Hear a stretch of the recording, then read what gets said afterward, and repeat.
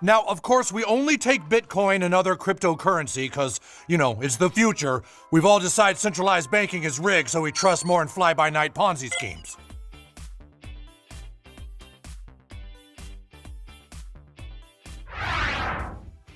Number 10. Reboot and remake culture. Maybe some people enjoy nostalgia and going back to what feels comfortable. Season 20 of South Park was one long serialized story about internet trolling and the 2016 American presidential race. It did, however, introduce us to member berries. Playing off the word remember, these little fruit snacks were constantly providing a source of nostalgia for anyone who would listen. Yeah, remember edits? Hey, remember Ghostbusters? The entire concept was essentially a recurring gag poking fun at film and television reboots.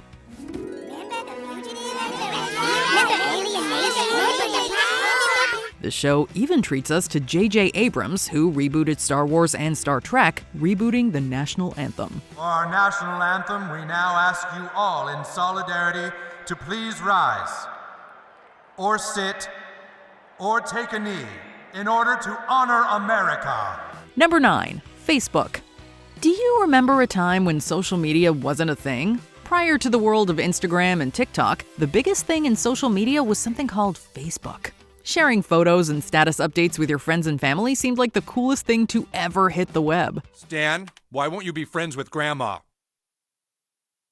Dad, I just really don't want to pay attention to this Grandma thing. is in the hospital, and you won't even be friends with her. So, when the obsession hit South Park, Stan didn't want anything to do with it and insisted he was not getting sucked into that. Well, he did, literally. And in doing so, we were given a fantastic ode to the movie Tron and a message about how online friends shouldn't be seen as some kind of status within our society. Friends shouldn't be some kind of commodity for a person's status. Number 8. Internet and media obsessiveness. Simply put, South Park's Fish Sticks episode was clearly made to poke fun at Kanye West. You're a rapper. Yes. An entrepreneur. Yes. And you like fish sticks. Yes. You're a gay fish. No, I am not no gay fish. But that's not the only thing being made fun of here. Cartman and Jimmy's joke becomes a national sensation, popping up everywhere. The fish sticks joke crosses all borders, all races, all ages and ethnic groups, and is slowly uniting our country. Ye's obsession with dissecting the joke to an extreme degree can also be seen as a reflection of internet culture. Online communities often obsess over screen grabs from television and movies and insist that tiny pieces of dialogue hide much bigger truths than what appear on the surface. It's a very subtle but effective jab at obsessive culture. Because I am a genius, I have ascertained that fish have gills. Doctor, do I have gills? He does not have gills. Number 7. The Lord of the Rings. Boys, Butter's parents want to borrow the Lord of the Rings video we rented. Could you take it over to them? You're sending us on a quest? You ask of us to take the one video to the House of Butters? Yeah, whatever. Another great aspect to the show South Park is how it often can both pay tribute to and mock something all in the same episode. Such was the case with this memorable Season 6 gem. The target? The Lord of the Rings trilogy. The four boys set out on a quest to return a videotape to the rental store when things go a little awry. Several boys essentially portray the lead characters from the famous saga, all while Butters becomes a hilarious version of Gollum. My movie! My awesome cool movie! My precious. Sure, the adult film bit is certainly new, but between the costumes, the questing, and Jimmy's Gandalf impression, there's plenty here to see. You shall not put. You shall not put.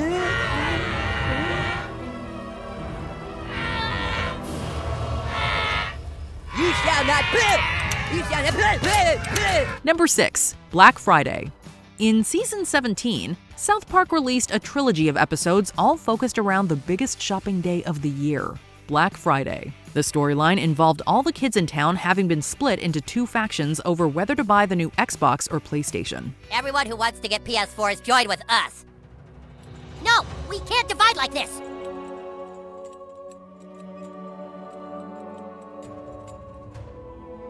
Stan, you're on our side, right?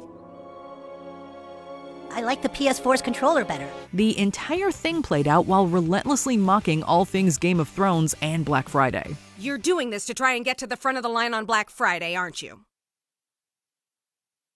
Nobody else has thought of it, Sharon. From the ridiculous need to go on garden walks, obsessions with nudity, and far more, the episodes perfectly dialed into everyone's obsession with the era set drama. The episodes even included a fantastic parody of George R.R. Martin himself. It's the Red Wedding, isn't it? You hate how I killed everyone off. Number 5. Disney and the Jonas Brothers. Hello, sir. How was your trip? What's all this I'm hearing about not wearing the purity rings? If anyone ever had any doubts on what the creators of South Park think of Disney, all they had to do was watch this one episode. The show pokes fun at the nature of the Jonas Brothers and their relationship with the House of Mouse. They take the very G-rated nature of the band and spin it in a very R-friendly manner. To push the narrative even further, Mickey Mouse is depicted as an angry boss who puts his staff through the ringer. This culminates at the end when Mickey becomes a Godzilla-like monster and wreaks havoc. Vengeance is mine! You are all ants and I'm your destroyer! It wouldn't be the last time the show would mock Disney, but it was certainly a memorable first outing. Who else wants to go to China and get some of their money? Oh, for crying out loud. Number 4. The media's obsession with celebrities. It's Britney Watch, keeping you up to date with all your Britney Spears news.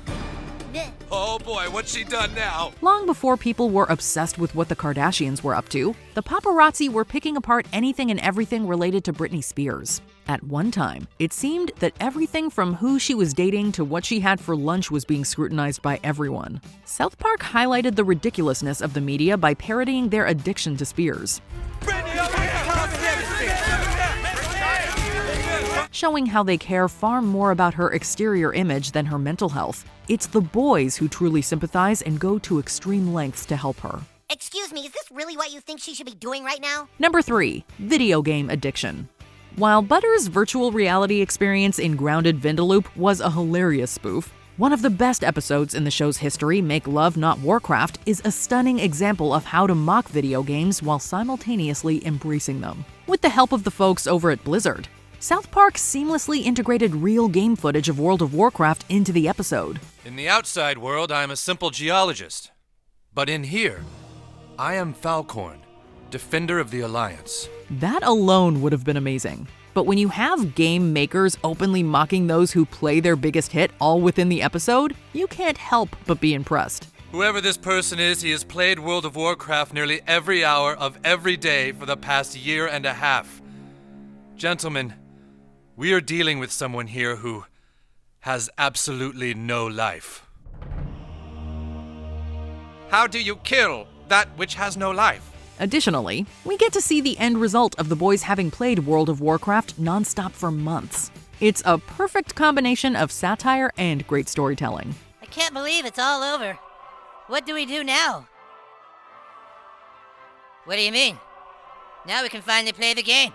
Oh yeah. Number 2. Streaming companies. We're about to start our very own streaming service.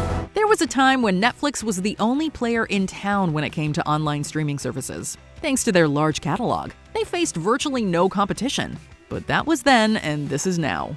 From Amazon Prime to Disney Plus, there's now no shortage of streaming services taking a piece of the pie that once belonged to Netflix. What is going on? Oh, nothing. Your son and his friends just made exclusive deals for multiple streaming services. Ugh. Playing on the word streaming, South Park gave us a story that was a literal battle over a stream of water.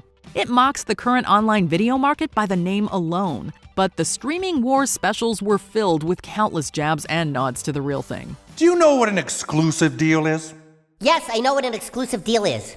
So if you make an exclusive deal with a streaming service, you can't make an exclusive deal with another streaming service, can you? It's not our fault that the streaming wars happened. Number 1. The Pokemon fad. Pokemon has been around for a long time and continues to be quite popular today. But early in the show's run, it seemed everywhere you turned, you would see something about Pokemon. Kids loved it and parents didn't understand it. Honestly, I don't see what they find so amusing about those things. They're so strange. Where are they from? This is what made it perfect fodder for a show like South Park.